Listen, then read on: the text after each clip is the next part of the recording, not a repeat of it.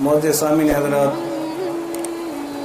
اس محفل کا جو یا اس جلسے کا جو عنوان رکھا گیا ہے وہ تربیتی سیمینار کے نام سے عنوان رکھا گیا ہے۔ تقریروں کا سلسلہ تو چلتا رہے گا، تقریریں جو ہوتی ہیں وہ بھی ضروری ہوتی ہیں علماء کرام کی۔ اس کا مقصد یہ ہوتا ہے کہ ہمارے آنے والی نسل کو جو ہے وہ عقائد بتائے جاتے ہیں۔ تقریروں کے اندر کیا ہو جاتا ہے؟ اطاعت رسول اللہ اور عقائد کے حوالے سے ان کے دلوں کو، ان کے ذہنوں کو منور یا روشن کیا جاتا ہے۔ لیکن آج کا جو یہ محفل رکھی گئی، اس میں محفل میلاد کا بھی عنوان رکھا گیا ہے اور مسائل کا بھی رکھا گیا ہے۔ تقریر تو جوش جذبے سے کی جاتے ہیں لیکن مسائل ٹھنڈے دل سے بتائے جاتے ہیں۔ دوسری بات یہ ہے کہ جو نعت شریف پڑھی جاتی ہے، جیسے نعت شریف پڑھنے آتے ہیں، وہ بھی ضروری ہے کیونکہ نعت شریف کے اندر رسول اللہ صلی اللہ علیہ وسلم کی عظمت، آپ کے اوصاف بھی بیان کی جاتی ہیں۔ سب چیزیں ضروری ہیں۔ فیہ رجال یحبون ان یتطہروا واللہ یحب المطہرین۔ ایمان کی شرط جو ہے، ایمان کی پہلی شرط حضور کی محبت ہے۔ حضور کی محبت کے بغیر ایمان کامل نہیں، اور پھر حضور کی اطاعت طہارت کے بغیر کامل نہیں۔ اللہ تعالیٰ نے قرآن مجید کے اندر طہارت کا حکم فرمایا ہے، اور اللہ تبارک و تعالیٰ توبہ کرنے والوں کو اور طہارت کرنے والوں کو اللہ پسند فرماتا ہے۔ ان اللہ یحب التوابین و یحب المتطہرین۔ فیہ رجال، صبح توبہ کے آیات کریمہ ہے، فیہ رجال یحبون ان یتطہروا۔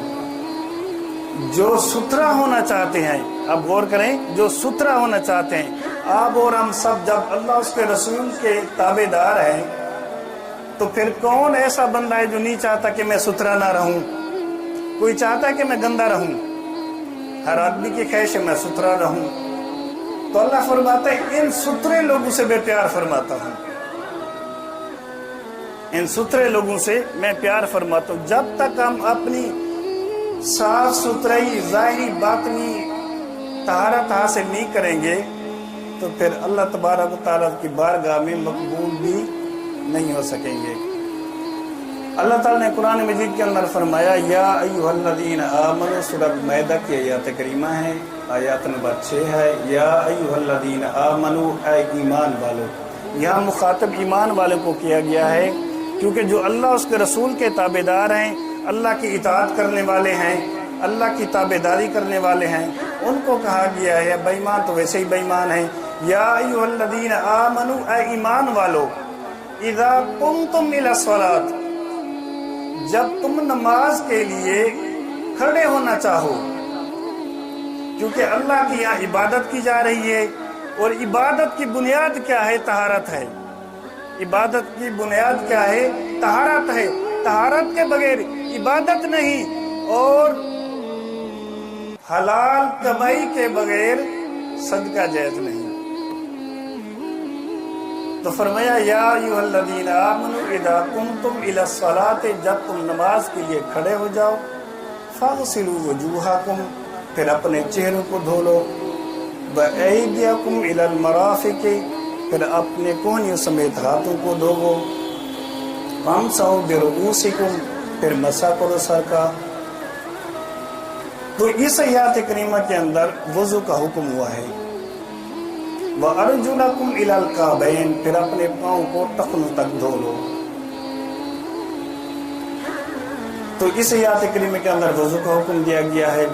تو مختصر میں سمیٹنا چاہوں گا، وضو کے 4 فرض ہیں۔ منہ دھونا، پہلا کیا ہے؟ منہ دھونا۔ دوسرا ہے کوہنیوں سمیت ہاتھ دھونا۔ تیسرا کیا ہے؟ چوتھائی سر کا مسح کرنا، اور چوتھا کیا ہے؟ ٹخن سمیت پاؤں دھونا۔ اب 4 فرض ہیں، ان 4 فرائض میں سے کوئی ایک فرض رہ جائے تو وضو نہیں ہوتا۔ اگر 4 فرض پورے ہو گئے تو وضو ہو جاتا ہے۔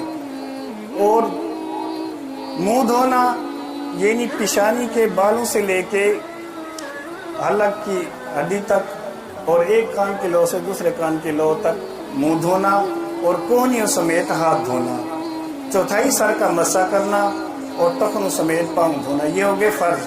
سنتیں 13 سنتیں ہیں، اس کے علاوہ فرض کے علاوہ 13 سنتیں ہیں۔ سنتوں میں سے کوئی سنت رہ جائے تو وضو ہو جاتا ہے، لیکن اس کی مثال ایسے سمجھے کہ جیسے کوئی سونے کا ہار ہے، سادہ بنوایا تو وہ سادہ ہی لگے گا، اگر سونے کے اوپر کوئی ہیرے کے نگ لگوا دیے تو وہ خوبصورت ہو جاتا ہے۔ تو اگر سنت طریقے سے وضو کیا جائے تو وضو کامل اور خوبصورت ہو جاتا ہے، اس کا ثواب زیادہ ہے۔ تو وضو کی 13 سنتیں ہیں، یعنی پہلے نیت کرنا، نیت کرنا بھی سنت ہے، نیت کرنا بھی ضروری ہے۔ نیت کرنا، قبلے کی طرف منہ کر کے بیٹھنا، اونچی جگہ پر بیٹھنا، کلائی تک ہاتھ دھونا، 3 بار کلی کرنا، مسواک کرنا 3 بار سیدھے ہاتھ سے اور الٹے ہاتھ سے ناک صاف کرنا، اور پھر 3 بار چہرے کو دینا، پورے سر کا مسح کرنا، گردن کا مسح کرنا، کانوں کا مسح کرنا، اور ٹخن سمیت پاؤں دھونا، انگلیوں کا خلال کرنا، داڑھی کا خلال کرنا۔ تو یہ سب سنتیں ہیں۔ وضو کے مستحبات میں سے یہ ہیں کہ بغیر ضرورت کے کسی کی مدد نہ لینا، اور جو بچا ہوا پانی ہو، آپ دیکھیں ہمارے گاؤں گوٹھ میں جو لوٹے کے ساتھ وضو کرتے تھے پرانے، یا اس کے ساتھ کرتے جو بچ جاتا تھا تو کھڑے کوٹھرا پی لیتے تھے، یہ بھی سنت ہے، بچا ہوا پانی پی لینا اور ترتیب کے ساتھ وضو کرنا، اور ہر اعضاء کو مسل کر دھونا، یہ ہے مستحبات میں سے ہے۔ اور وضو کے مکروہات یعنی کراہت، ناپسندیدہ عمل وضو کے اندر وہ یہ ہے کہ زیادہ پانی ضائع کرنا۔ ہمارے ہاں کیا ہوتا ہے کہ جب وضو خانے کے اندر بیٹھتے ہیں تو ٹینکیاں اوپر بنی ہوتی ہیں، پریشر سے پانی ہوتا ہے، خیال نہیں کرتے، اور وضو بھی کرتے رہتے ہیں، بات بھی کرتے رہتے ہیں، پانی کا خیال نہیں کرتے۔ یہ مکروہات میں سے شامل ہے، وضو کے مکروہات میں سے، یعنی ناپسندیدہ عمل ہے۔ وضو کے دوران باتیں کرنا دنیاوی، اور زیادہ پانی استعمال کرنا یا اتنا کم استعمال کرنا کہ وضو بھی نہ ہو سکے۔ اچھا، اب جیسے سردیاں آ رہی ہیں کہ بعض اوقات ایسا ہوتا ہے کہ سردی کی وجہ سے بہت ساروں کو دیکھا جاتا ہے کہ وہ جلدی ہاتھوں کو گیلا کر کے بس وہ سر پہ لگا لیتے ہیں، بازو پہ لگا لیتے ہیں، وہ یہ سمجھتا ہے کہ وضو ہو گیا۔ نہیں، پانی بہانا ضروری ہے۔ اگر ہاتھ گیلا کر کے اگر کیا گیا تو وضو نہیں ہوگا، پانی بہانا ضروری ہے۔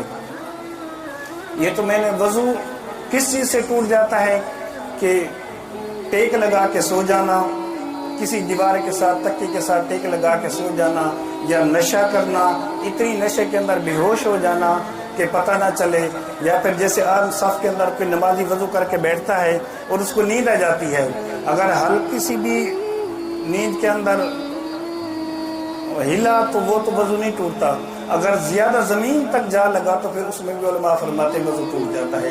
اچھا، وضو کے دوران جب وضو کر رہے ہوتے ہیں، آدھا وضو کر لیتے ہیں، پھر ری خارج ہو جائے، ہوا خارج ہو جاتی ہے، تو پھر علماء فرماتے ہیں کہ دوبارہ وضو کیا جائے۔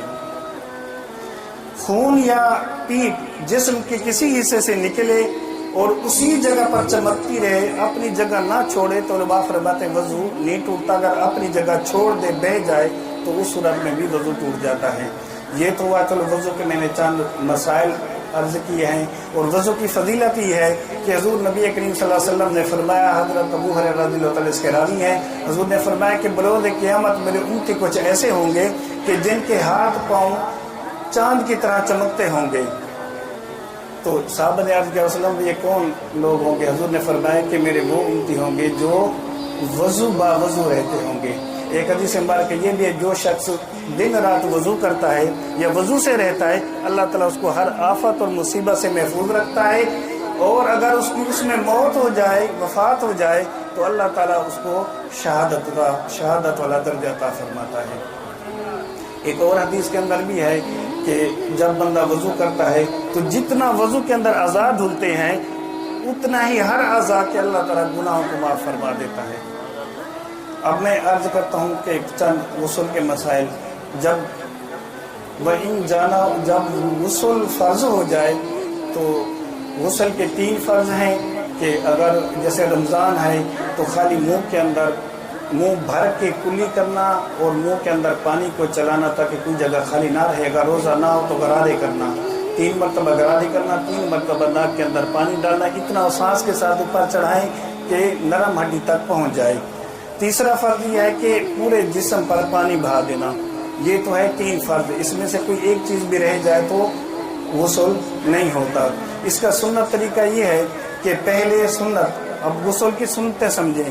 سنت یہ ہے کہ پہلے کلائی تک ہاتھ دھوئیں, پھر استنجا کریں الٹے ہاتھ سے, اور پھر وضو کریں جس طرح نماز کا وضو کیا جاتا ہے اس طرح وضو کریں.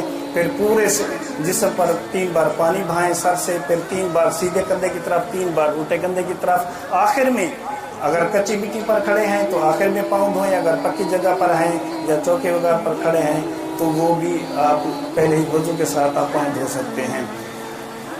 اچھا, یہ کچھ تھوڑی سی اب میں یہ کہوں گا کہ جس طرح اب سردیاں آ رہی ہیں, پانی بالٹی کے اندر گرم رکھا جاتا ہے, تو وہ یہ ہوتا ہے کہ وَأَنزَلْنَا مِنَ السَّمَاءِ مَاءً طَهُورًا, پانی اللہ تعالیٰ فرماتا ہے پانی کو ہم نے پاک نازل کیا ہے. پانی ہر ناپاکی کو پاک کر دیتا ہے. اگر ایسے ہی بالٹی کے اندر ہاتھ ڈالیں گے تو وہ پانی بھی مستعمل ہو جائے گا, ناپاک ہو جائے گا. آپ پہلے ہاتھ دھوئیں, ہاتھ دھونے کے بعد بگے کے ساتھ پانی نکال کر آپ پھر نہائیں, پہلے اس کے اندر ہاتھ نہ ڈالیں. اگر بالٹی قریب رکھی ہوئی ہے, کوئی شخص نہا رہا ہے, اگر اس کے جسم کے چھینٹے واپس پانی کے اندر جا رہے تو وہ پانی بھی علماء فرماتے مستعمل ہو جائے گا. ہاں, اگر شاور لگا ہوا ہے یا ٹوٹی ہے یا نل کا ہے تو وہ پھر پانی تو وہ پاک ہے, اسے آپ غسل کر سکتے ہیں. ہر چیز کا خیال رکھیں, اور جو نوجوان بچے ہیں وہ ان مسائل کا خیال رکھیں. کیونکہ میرا ایک اور موضوع بھی تھا کہ پانی پینے کے آداب. پانی پینے کے آداب یہ ہیں کہ سنت طریقہ یہ ہے کہ پانی کو لیں گلاس کے, اس کو 3 سانسوں کے اندر پانی پئیں. پہلے 1 گھونٹ پئیں اور اس کے بعد پھر آپ گلاس سے منہ ہٹا لیں تاکہ سانس اس کے اندر نہیں جائے. پھر دوسری مرتبہ اس میں سے 1 گھونٹ لیں, پھر تیسری مرتبہ جتنا باقی بچا ہے وہ پانی پی لیں. اس کو بیٹھ کر پئیں, اجالے کے اندر پئیں, بسم اللہ پڑھ کر پئیں. جب پانی پئیں تو الحمدللہ کہیں, اللہ کا شکر ادا کریں. دعا ہے اللہ سب کی دیر حاجات کو اپنی بارگاہ میں قبول فرمائے. اللہ تعالیٰ میں مسئلے مسائل سمجھنے کی, اس پر عمل کرنے کی توفیق عطا فرمائے. آمین برحمتک یا رب.